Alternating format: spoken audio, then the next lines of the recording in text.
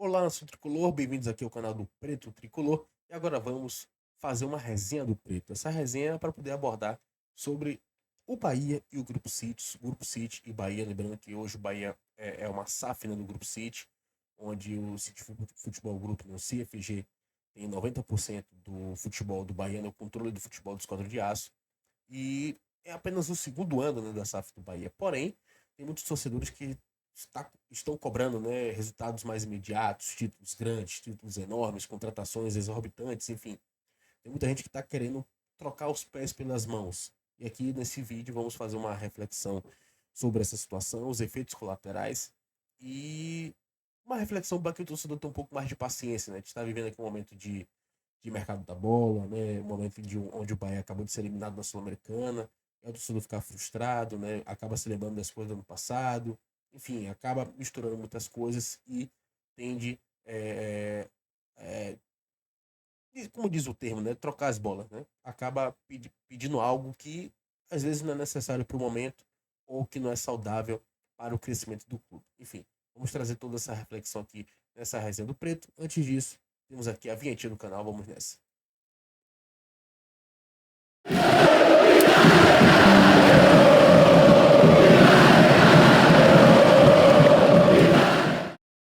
É isso aí, nação tricolor. Meu nome é Douglas Santana, mais conhecido como Preto Tricolor nas redes sociais. Siga-me aí, o Preto Tricolor, tá aqui, bem aqui embaixo, o Preto Tricolor. Siga-me aí, acompanhe tudo sobre o Esquadrão de Aço nas redes e também aqui no nosso canal. E é claro, antes de você conferir o conteúdo, já peço que você deixe o like, né? Comente aqui sobre o que você achou desse conteúdo, né? Sua opinião acerca do tema desse vídeo. E também compartilhe ele para mais pessoas, para que a gente possa criar aqui uma grande roda de conversa nessa resenha do Preto. Vamos aqui agora com a manchete, né, com o tema, né, dessa resenha, que é o seguinte: o baiano quer crescer? Como assim? E aí fica a reflexão. Será que estamos querendo algo imediato, mas sem os efeitos colaterais? Será que a gente quer ser um Botafogo da vida? A gente quer ser um Cruzeiro? A gente quer ser um Vasco? Enfim, exemplos de SAF, né, que temos aí no momento no futebol brasileiro. Queremos ser um Botafogo que conquista a Libertadores, conquista Brasileirão em tempo recorde, mas que precisa ficar vendendo jogador à torta e à direita, né?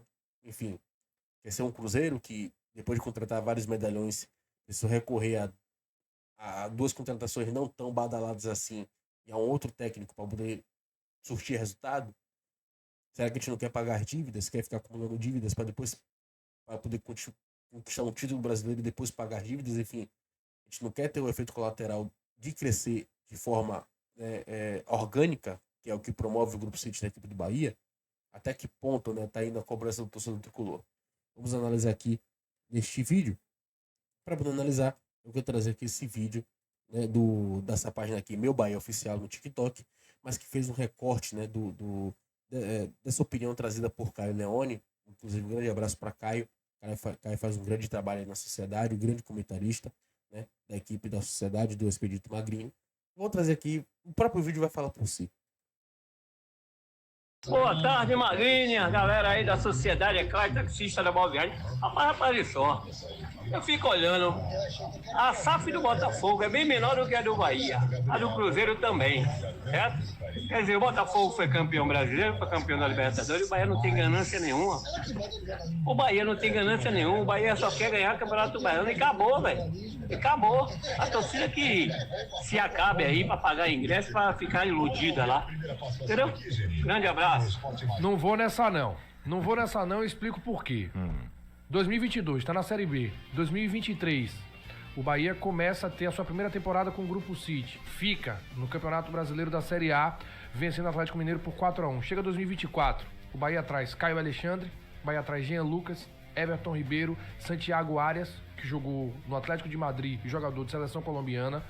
Esse ano, o Bahia traz Michel Araújo, que é o jogador do São Paulo, traz o William José, traz jogadores que têm uma qualidade imensa. No Nordeste, o Bahia simplesmente tirou os melhores de cada time. Tirou o Luciano Juba do Sport e saiu na frente para buscar o Eric Pulga, onde todos queriam. Fez oferta, trouxe o jogador. É um Bahia que não disputava Libertadores há 36 anos. Disputou gente não pode simplesmente pegar o projeto, jogar ele no lixo, achando que falar do projeto, já ouvi isso algumas vezes, que falar do projeto de médio a longo prazo é muleta. Muleta como? Porque assim, se toda vez que uma equipe... Caramba, mudei tudo aqui. Boa tarde, Magrinha, galera aí. Lixo, achando que falar do projeto, já ouvi isso algumas vezes, que falar do projeto de médio a longo prazo é muleta. Muleta como? Porque assim, se toda vez que uma equipe ganhar o título, ela tem a melhor SAF, acabou a análise. Não tem mais nada pra falar.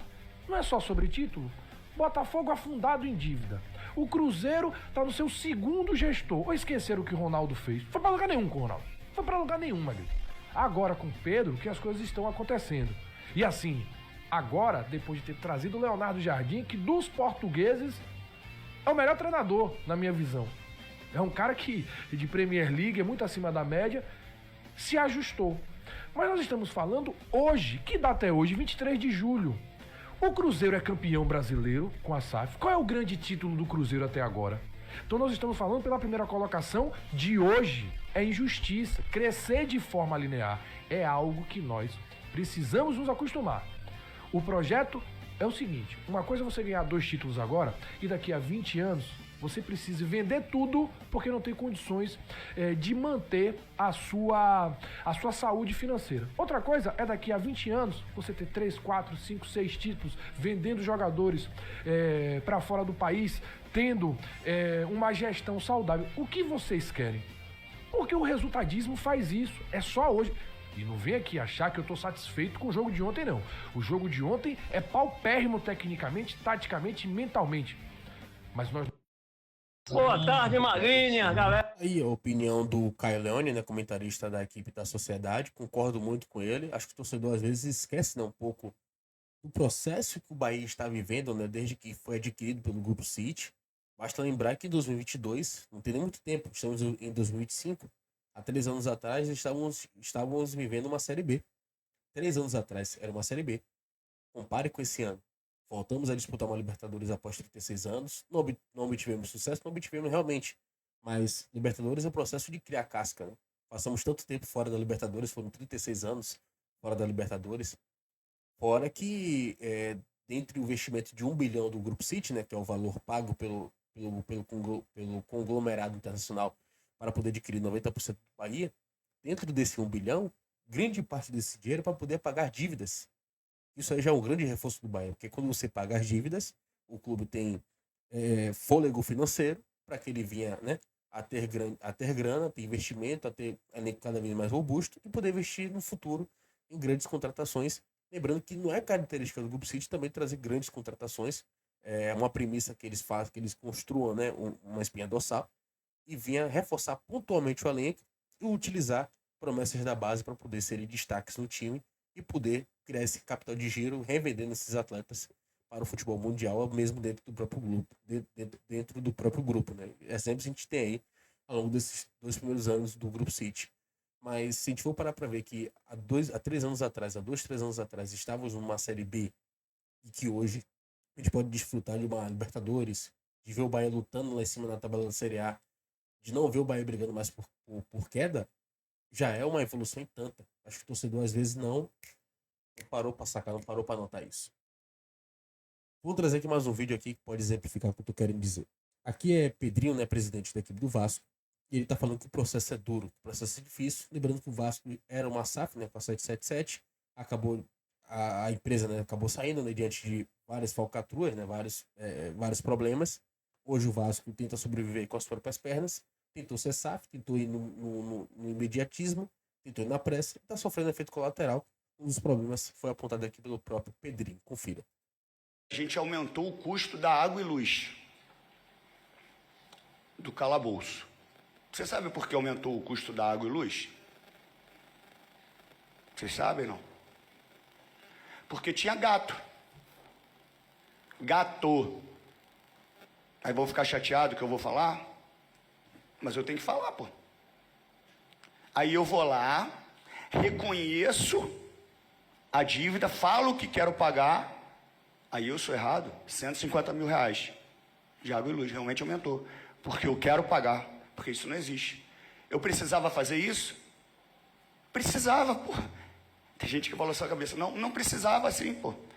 Vocês sabiam que 20 anos o Vasco não paga IPTU? Eu precisava reconhecer a dívida? Precisava, pô, porque o certo é pagar. Muitos falam assim, não, pô, tua gestão finge que não tá vendo. Não, tem que pagar 2 milhões de reais, pô. O processo é duro. Pois bem, tá aí o desabafo, né, do presidente Pedrinho da equipe do Vasco. Quem não se lembra, o Bahia já passou por um momento desse aí, viu? Não tem muito tempo, não. O Bahia devia, né, a funcionários, devia a jogadores, né, devia a fornecedores. Até porque para trás o Bahia tinha mais de 300 milhões de dívida, né? Hoje o Bahia não tem mais praticamente dívida nenhuma, né? De acordo com o senhor do Esporte Clube Bahia, Raul Aguirre, né? Já passou esse tempo das trevas, né? Acho que o torcedor deve se lembrar muito bem dessa época aí, né? Enfim, já é uma evolução em tanta do que já atravessamos. Mas um fato aqui para a gente poder refletir, né, já que você não está muito bem convencido, né, de que o processo, né, é um processo, né, tem que é por etapas, né, a gente não pode botar a carroça na frente dos bois.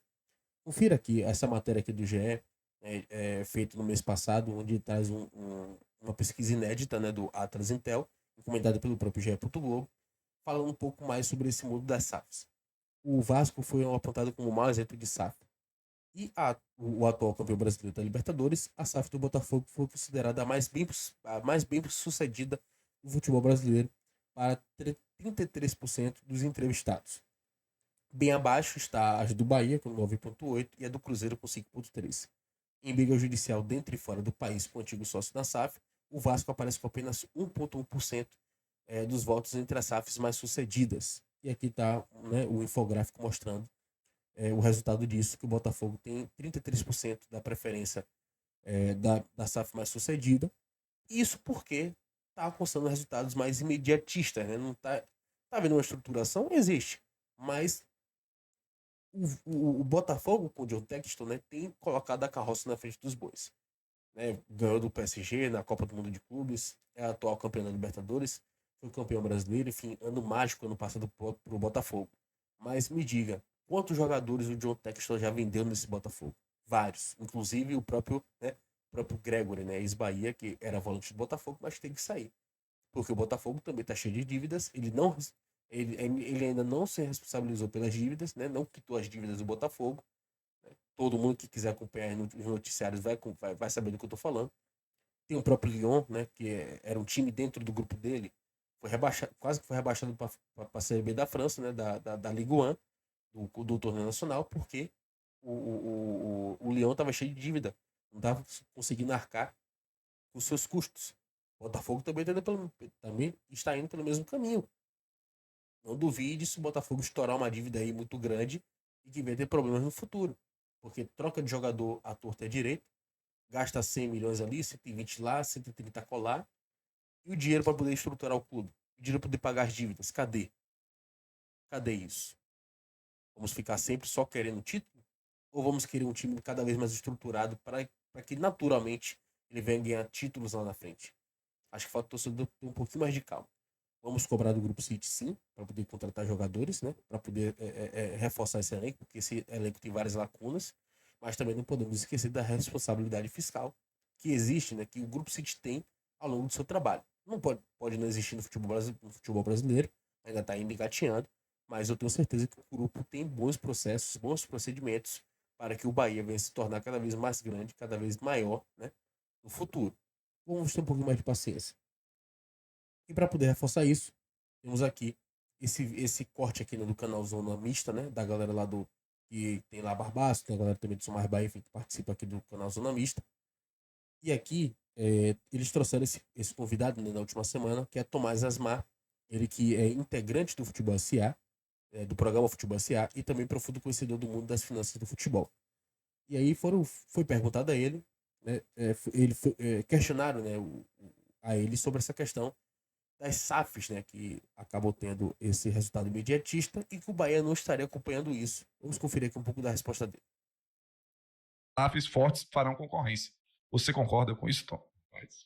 Não. Não queria vencer. Não concordo, não. Eu acho que essa crítica, por exemplo, do time não ter maiores ambições, não é maiores ambições, né? Mas não se incomodar com a derrota, eu acho que é uma crítica justa a 2024.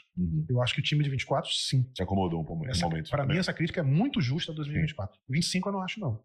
Eu acho que em 25 eu vi um processo de refundação do time, mudança de conceito, de comportamento, de discurso, de atitude, tanto de Ceni quanto de todo o elenco da equipe como um todo. Eu acho que eu não penso dessa forma. Tá? Eu acho que em 25 a gente encontra um time com outro comportamento, com uma outra entrega, com outros resultados e com uma outra tesão, né? Outro comportamento dentro de campo. Para mim, eu falo isso como torcedor, que vai a praticamente todos os jogos, né? E acho que há uma diferença muito grande desse ambiente em 2025. Inclusive, eu acho que ano passado era mais comum resultados frustrantes. E o grande resultado frustrante desse ano é Bahia e Nacional. E não é um resultado que é proveniente de não quis vencer. É um resultado de querer vencer tanto que foi infantil. Se expôs mais do que deveria. Boa. Sabe? Não teve a coesão que exigia uma competição como a Libertadores. Então, assim, eu acho que hoje a realidade realmente é outra. Assim, a gente tem muito mais exceção do que regra. E a grande exceção desse ano é esse jogo do Nacional, que foi frustrante para o torcedor. Mas, via de regra, é um Bahia que... O Bahia vai Fortaleza. Não é um Fortaleza que emergiu muito nos últimos anos, mais até do que o torcedor do Fortaleza esperava, né? E o Bahia controlou completamente o Fortaleza. Teve um lapso de 15 minutos péssimos, mas o resto do jogo o Bahia é completamente dominante, né? Se expõe aos riscos de ser o controlador do jogo, mas ainda assim foi um Bahia muito dominante. E o Bahia é assim, o regra hoje, sabe? O Bahia foi com um time quase todo reserva, pegar o Flamengo no Maracanã, perdeu de 1-0. Eu não gosto de romantizar a derrota, mas perdeu de 1-0 jogando futebol, sabe? Eu tô trazendo um parâmetro extremo, né? Porque a maioria dos jogos o Bahia venceu. Trazer aqui resultado de triunfo é muito cômodo. Eu quero analisar meu time reagindo também aos momentos de adversidade, né? Então acho que hoje o Bahia reage diferente nesses momentos de adversidade. E em relação, me perdoe, só para eu responder a pergunta do nosso ouvinte, ele fala duas coisas, né? O senso, a entrega, a vontade de vencer e o senso de urgência. Não espere mesmo do Grupo City a mesma relação com o tempo desses dois exemplos que ele deu, que são exemplos com os quais você não pode comparar o Bahia. Porque apesar de serem 3 SAFs, Botafogo, Cruzeiro e Bahia, Cruzeiro e Botafogo são 2 SAFs que têm modelos de governança muito centrados em torno da figura do dono, de uma pessoa. O City não. O City tem uma outra governança, uma outra forma de lidar com o dinheiro, ativos espalhados pelo mundo, né? Assim, a relação... Inclusive, quando o Soriano esteve aqui, ele fez questão de dizer isso nas entrevistas. Ele não espere que a gente tenha resultados de curto prazo. Né? O nosso projeto é diferente. Espere que a gente tenha o título virar, mas eu não sei quando. Então, esse senso de urgência do torcedor, eu entendo perfeitamente. Sou tão torcedor quanto você, mas assim, a nossa expectativa é de um projeto de médio prazo mesmo. Então, não espere que aconteça com o Bahia, o que aconteceu com o Botafogo, porque não é essa a lógica do Grupo City. E Pedrinho e Texas parecem mais políticos do que... sempre buscando uma validação, né? Buscando... Deles mesmo. E a gente não sabe até que ponto isso é saudável. Eu acho que é até precoce a gente trazer uma opinião sobre isso. Essa é a questão. Eu não sei qual vai ser o reflexo. O Botafogo é uma caixa preta. Né? As finanças do Botafogo, ninguém sabe. Ninguém sabe como é. E avisar os caras não estarem aterrorizados com o que ocorreu na França. Eu estaria em pânico aqui. É verdade. É porque é isso. O Cruzeiro também, né? Nesses casos, o resultado em campo importa muito mais, né? Você vê a 777 no Vasco, aconteceu algo até...